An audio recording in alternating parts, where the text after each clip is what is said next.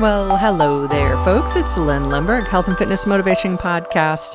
We have a question that came in from a listener. Actually, this one came in quite a while ago, asking me to address the topic of weight loss resorts, because I have discovered that even though in my little circle, I thought everybody knew about these and what they are, actually, there's very little knowledge out there about what they are. So here we go. The reason we want to know about this is because, as I always believe, knowledge is power, and the more we know, the better we're able to make decisions for our life. I am in no way, shape, or form, pun intended, advocating or dissing weight loss resorts, but I want to just give some information out there because then you can just know what it is. And if you hear somebody talk about it, you'll have a better idea of it. So, weight loss resorts. Most people in the general public are familiar with that. The old show, I can't believe I called it the old show, the Biggest Loser, right? And then the show got under fire for some very good reasons. It was very much a fat shaming. Your life is terrible if you have extra weight on you, and you will be miserable for the rest of your life, and you're going to die young if you don't do something radical to lose your weight. Yeah. And not only did it get under fire for the fat shaming piece of it, the founder of it himself had a heart attack, which he would claim was genetic. But if he was fat, and it was one of his clients, he'd be like, oh, you had a heart attack because you're fat, Anyhow, that's a whole nother debacle and story. Biggest Loser did come back, about a year ago, did another season. And it was saying it was more heart-centered, people-focused, and I watched a couple of episodes, and they gave some platitudes towards it, but oh my God, it's a TV show. It's a TV show, and the editors are going to edit it up to just make it sensationalized. So I went into it saying, I'm going to watch this, and then I just got so frustrated with how sensationalized it was and how people were injured. And anyhow, so on to weight loss resorts.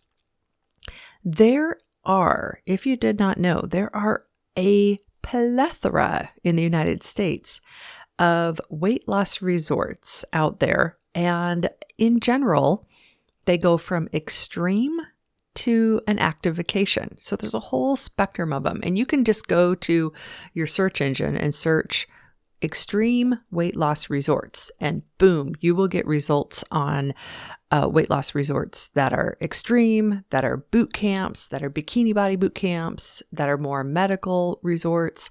And so when somebody says weight loss resort, you got to know that it just is, there's a whole different array of things that it could mean. So what they do, though, is the best ones provide an environment that includes behavioral therapy, nutrition, and fitness in a way that is a safe and empowering environment. And I spent a week at one of these, in one that's no longer in business, unfortunately, and it was a fantastic experience. I went by myself. It would not have been appropriate to bring a family, definitely not a romantic getaway. But I made some new friends, and I left that week feeling like a freaking rock star because I basically spent that entire week doing nothing but taking care of myself in an environment that made it really, really easy to eat really well and healthy. And there was no alcohol, no caffeine. Like you're on campus, there is no vending machine. There is no okay, the day's end, head to the bar. And nope. It really is a safe and supportive environment. It was really, really great. And so when you look at these resorts, you're going to see a couple of categories for the extreme weight loss ones. You're going to see a category that's more boot camp and camp. And they're going to say, you're going to come, we're going to work you hard, you're going to do 5 hours of exercise a day. We've got this regimented schedule, and it's almost more military. In that vein, you may also see bikini boot camps. And those make me really, really nervous, because it all starts from the assumption that a woman's body is not good enough unless she is in a stereotypical bikini, right? I mean, we've been there a million times, and it's all about looking your best for your wedding, and you got to be in perfect, awesome shape. Now, I'm not saying that a bikini boot camp is terrible for everybody, but I'm saying that it's probably not good for most. Then you're going to see another category that's more medically based and more inpatient, and more, doctor focused, behavior therapy focused, really focused on setting yourself up so that when you go back home, you're able to take this lifestyle change with you, right? I mean, that's like anything.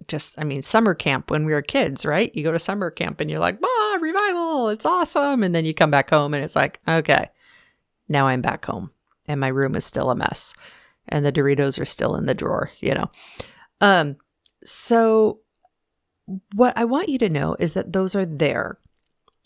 They're usually really expensive, and there's usually not scholarship programs for them, and they are not always covered by insurance, but they are there. And especially if you're somebody who's single and are looking for community and you're looking for a place to be with like-minded people with similar goals and really feel supported in a safe environment, that there are some of these places out there where you really can do this. Now, I didn't do any looking for the folks who are blind or have significant chronic illnesses.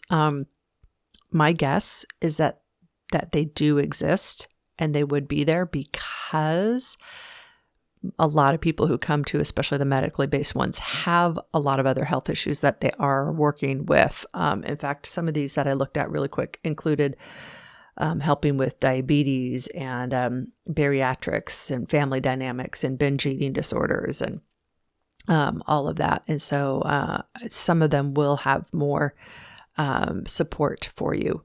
But find out, do your research before you go to any of these. Find out, testimonials of people who've been there. See if you can talk to somebody who's been there. See if you can, visit the campus or talk to some of the staff there, not just somebody in sales, because some of these places have amazing salespeople who are really good at doing that whole sales process of taking you to the valley of sad and making you feel like, your life is going to be terrible unless you do this, and pressuring you into feeling like if it was really important, you would do it. And, how much are you worth it? And you want to make sure you're doing it for the right reason and not because some, slick salesperson talked you into it.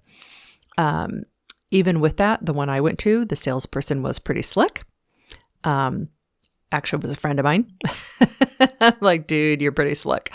But the program itself was freaking awesome. Unfortunately, they're not in business anymore. So, so I just wanted to just bring that up. The concept of weight loss resorts. It is a thing.